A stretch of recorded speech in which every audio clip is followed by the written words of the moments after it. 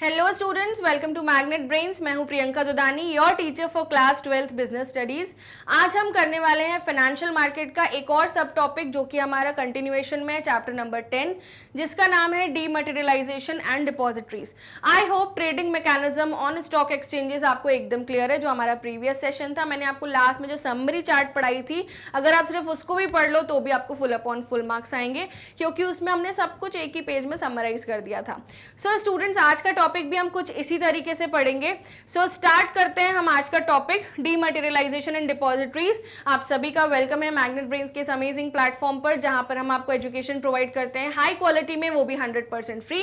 Classes आपको मिलती हैं from kindergarten to class 12th on this channel for CBSE board, as well as हमारा एक और चैनल है जो कि है मैग्नेट ब्रेन्स का हिंदी मीडियम चैनल, जहां पर हम आपको क्लासेस प्रोवाइड करते हैं from class 6th to class 12th for Delhi, UP, Bihar, MP and Rajasthan board. हमारा क्रैश कोर्स भी बहुत ही जल्द 1 दिसंबर से चालू हो रहा है।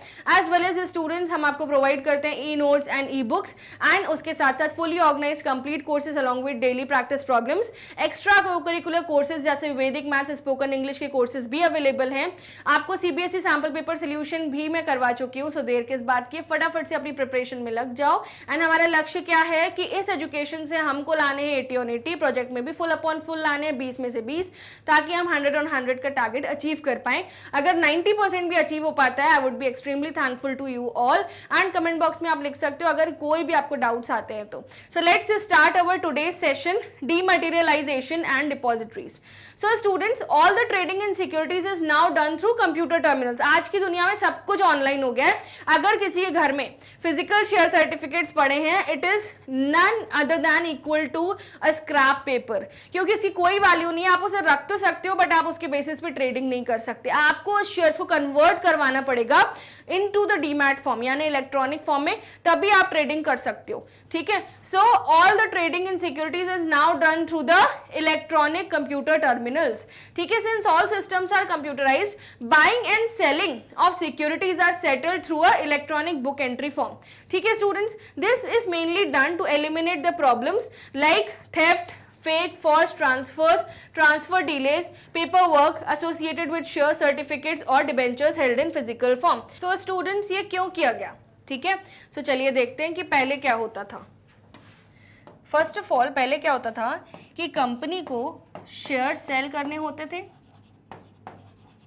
क्यों वो शेयर सेल करते थे? क्योंकि उनको पैसों की जरूरत थी, फंड रेजिंग करनी थी उन्हें अपने बिजनेस ऑपरेशंस रन करने के लिए।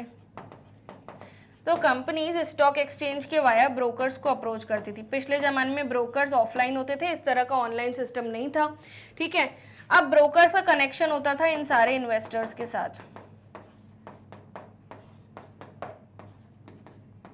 बहुत सारे इन्वेस्टर्स थे, उनको पता था ये ब्रोकर है, ये शेयर्स खरीद के देंगे। ठीक है, ये इन्वेस्टर्स तब भी सरप्लस यूनिट्स थे, आज भी सरप्लस यूनिट्स हैं, क्योंकि ये सेवर्स हैं। ठीक है, इनके पास बहुत सारे पैसे होते हैं। अब ये जो इन्वेस्टर्स हैं, ये ब्रोकर्स को बोलते थे कि हमें ये शेयर खरीदना है, हमें वो शेयर खरीदना है, मतलब ऑर्डर प्लेस करते थे और क्या करते थे, पेमेंट करते थे। ठीक है, और ये ब्रोकर इन इन्वेस्टर्स को क्या देता था? ब्रोकर इन इन्वेस्टर्स को देता था share certificate, physical share certificate, कि ये शेयर आपके हुए। इस शेयर सर्टिफिकेट में सब कुछ लिखा है, और यही फिजिकल शेयर सर्टिफिकेट आज क्या बन गया है? Contract note. पहले जमाने में फिजिकल शेयर सर्टिफिकेट होता था, एंड यही फिजिकल सर्टिफिकेट आज कॉन्ट्रैक्ट नोट है। ठीक है, तो ये एक हार्ड कॉपी पेपर होता था स्टूडेंट्स, हार्ड कॉपी पेपर। अब आप खुद सोचिए, एक कंपनी है जिसने बहुत सारे शेयर होल्डर्स को अपने शेयर्स बेचे, उन सभी शेयर होल्डर्स के पास डिफरेंट कंपनीज के शेयर्स हैं, एंड वो हार्ड कॉपी में है। तो कोई भी चीज़ अगर हार्ड कॉपी में होती है, वो चोरी हो सकती है। ठीक है, वो फेक बन सकती है ना, वो जाली बनाई जा सकती है, फॉर्ज की जा सकती है। ठीक है, और डिले हो सकता है ट्रांसफर में। ठीक है, जब आप किसी और को वो शेयर ट्रांसफर कर रहे हो, तो आप उस नामांतरण, उसके नाम पर नाम होने में वो शेयर्स टाइम लग सकता है। ठीक है, पेपर वर्क होगा उससे एसोसिएटेड, एज वेल एज दीमक लग सकती है। बहुत सारे शेयर होल्डर्स ने तो ये भी कहा था, एक न्यूज़पेपर में आया था कि शेयर सर्टिफिकेट्स पे लग गई दीमक। ठीक है, तो दीमक भी लग सकती है, इंसेक्ट्स वगैरह होते हैं। तो फिजिकल कॉपी है, हार्ड कॉपी है, कुछ भी हो सकता है।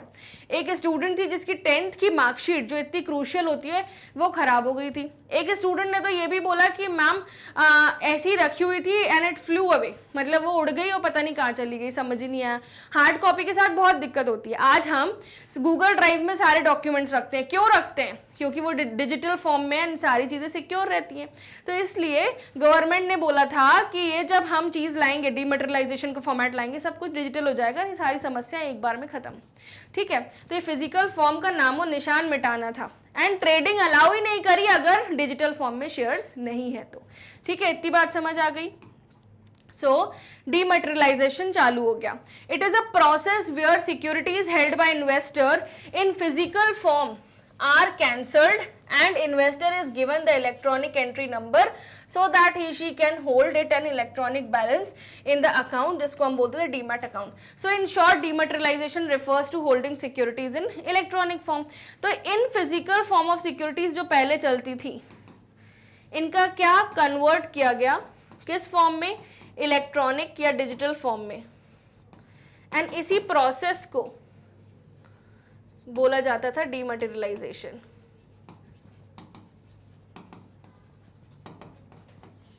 इसी प्रोसेस को हम क्या बोलते हैं? Dematerialisation. For this investor has to open a demat account with an organisation called as depository. और हमारे देश में कितनी डिपॉजिटरी होती हैं स्टूडेंट्स? NSDL और CDSL, है ना? पिछले सेशन में ही बताया था मैंने आपको ट्रेडिंग प्रोसीजर में। Now even all the IPOs are issued in dematerialised form. More than 90% of the turnover is settled by delivery in demat form. Securities Exchange Board of India has made it mandatory to trade in demat form only for selected securities, है ना? तो कुछ securities हैं जो सिर्फ और सिर्फ demat form में ही ट्रेड होंगी। अगर आपकी सिक्योरिटीज इलेक्ट्रॉनिक फॉर्म में नहीं है, sorry, you can not buy और सेल इट। ठीक है, सो इवन IPO मतलब क्या होता है? जब कंपनी पहली बार फंड रेजिंग कर रही हो, इनिशियल पब्लिक ऑफर भी डीमैट फॉर्म में ही होता है और ये एक्सपेक्ट किया जाता है कि 90% सिक्योरिटीज डीमैट फॉर्म में ही बाय और सेल की जाएं। ठीक है, सो ये सारी चीज़ें स्टॉक एक्सचेंज ने, सेबी ने मैंडेट की हैं। अब डीमैट का बेनिफिट क्या है, यानी डीमटेरियलाइजेशन का बेनिफिट क्या है? Holding shares in demat form is very convenient. It's just like a bank account. जैसे आपके पैसे बैंक में जमा होते हैं, वैसे आपके शेयर्स बैंक में जमा है। और उस बैंक का नाम क्या है? उस बैंक का नाम है आपका डीमैट अकाउंट। ठीक है, now physical shares can be converted into electronic form और even electronic form can be converted back to physical, that is dematerialisation. ठीक है, तो जब आपके पास, अगर आप एक शेयर होल्डर हैं, आपके पास फिजिकल शेयर सर्टिफिकेट है, फिजिकल शेयर सर्टिफिकेट है, आप इसे कन्वर्ट करा रहे हो इलेक्ट्रॉनिक शेयर सर्टिफिकेट में, तो इस प्रोसेस को हम बोलते हैं डीमटेरियलाइजेशन।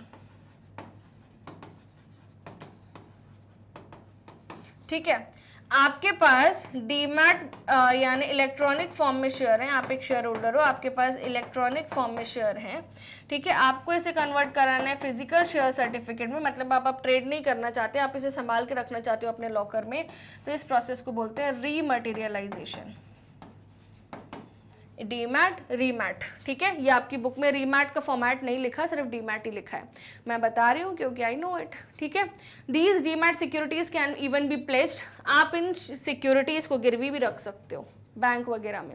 ठीक है, और लोन भी ले सकते हो। यस, शेयर्स की वैल्यू होती है, जैसे आप जमीन गिरवी रख के लोन लेते हो, सिमिलरली आप शेयर्स सिक्योरिटीज गिरवी रख के लोन ले सकते हो। There is no danger of loss, क्योंकि सब कुछ इलेक्ट्रॉनिक फॉर्म में है, तो क्या ही चोरी होगा, क्या ही जाली बनेगा। सब कुछ इलेक्ट्रॉनिक फॉर्म में है तो ना चोरी होगा ना जाली बनेगा। Reduces paper work, electronic form में है तो बस एक ऐप में वो आपको शो होंगे एक स्क्रीन पर, no paper work. It is broker's responsibility to credit the correct number of shares in investor account. ये डीपी की रिस्पॉन्सिबिलिटी होती है सारी। डीपी मतलब डिपॉजिटरी पार्टिसिपेंट। कहाँ पढ़ाया था मैंने? प्रीवियस सेशन में। स्टूडेंट्स नहीं देखा हो तो जरूर देखना। Securities of different companies can be held in a single demat account. एक ही डीमैट अकाउंट में आप 7500 कंपनीज की सिक्योरिटीज एक साथ होल्ड कर सकते हैं। अगर आपके पास इतना पैसा है, आप इतने ज़्यादा बड़े सरप्लस यूनिट हैं। वर्किंग ऑफ डीमैट सिस्टम, आखिर ये डीमैट सिस्टम काम कैसे करता है, चलिए पढ़ते हैं। फटाफट से वीडियो को लाइक कर दीजिए स्टूडेंट, चैनल को सब्सक्राइब करिए अगर अभी तक नहीं किया तो। First, before opening a demat account with the depository, the investor has to select a DP, that is the broker. DP क्या होता है? एजेंट होता है डिपॉजिटरी को, जो सारी चीजें एज अ ब्रोकर फैसिलिटेट करवा के देता है। ये मैंने आपको कहाँ सिखाया था? प्रीवियस सेशन में। डीपी एक बैंक हो सकता है, ब्रोकर हो सकता है, फाइनेंशियल सर्विस कंपनी हो सकती है, ऑनलाइन ऐप भी हो सकती है। Filing of an account opening form along with pan card details, photograph, तो ये सब आपको देनी पड़ती है जब आपको डीमैट अकाउंट ओपन करना होता है। Physical share certificate are to be given to the broker, that is the depository participant, जिसमें आप एक रिक्वेस्ट करते हो एक फॉर्म के थ्रू कि मेरे को डीमैटेरियलाइजेशन करना है, अपनी सिक्योरिटीज को कन्वर्ट करना है।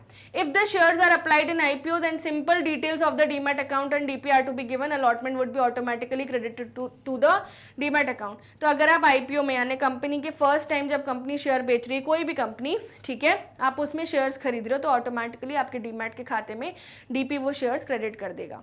ठीक है।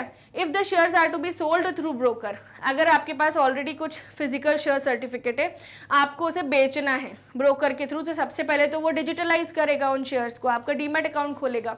The DP must be instructed to debit the account with the number of shares sold. तो डीपी क्या करेगा, यानी ब्रोकर क्या करेगा, आपके डीमैट खाते से उन शेयर्स को माइनस करके आपके खाते में पैसे डाल देगा।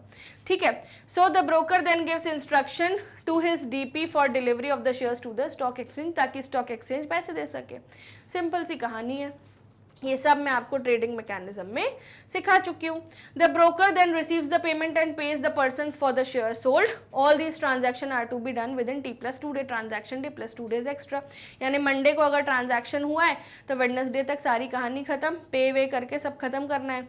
ठीक है। So payment is receive from the buyers as a settlement period is T+2 days since April 2003। तो ये अप्रैल 2003 के बाद से चालू हुआ है, T+2 डे में सेटलमेंट साइकिल है, इसी में ही आपको सेटल करना है सारी चीज़ें।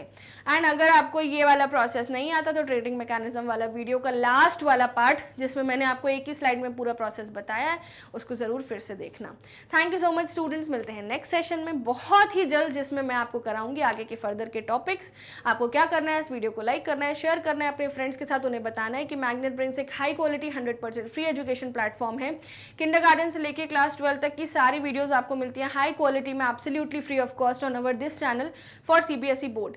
एंड हमारा एक और चैनल है जो कि है हिंदी मीडियम चैनल, वो सिर्फ और सिर्फ हिंदी मीडियम स्टूडेंट्स के लिए, जहाँ हम 6 to 12 तक की एजुकेशन प्रोवाइड करते हैं for Delhi, UP, Bihar, MP and Rajasthan board.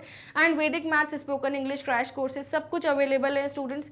E notes and e books भी आपको मिलते हैं, जिसकी लिंक डिस्क्रिप्शन बॉक्स में प्रोवाइडेड है। We provide you fully organised complete course, यानी कि क्वेश्चंस, कॉन्सेप्ट्स, रिविजन सब कुछ आपको कराया जाता है, वो भी free of cost. YouTube channel पर आपको CBSE sample paper solution, case studies, 12th का A to Z सब कुछ मिल जाएगा material. As well as students आपको क्या करना है, हमारे other social media handles Facebook, Instagram, Twitter and WhatsApp को जरूर फॉलो करना। Thank you so much, have a good day, मिलते हैं नेक्स्ट सेशन में।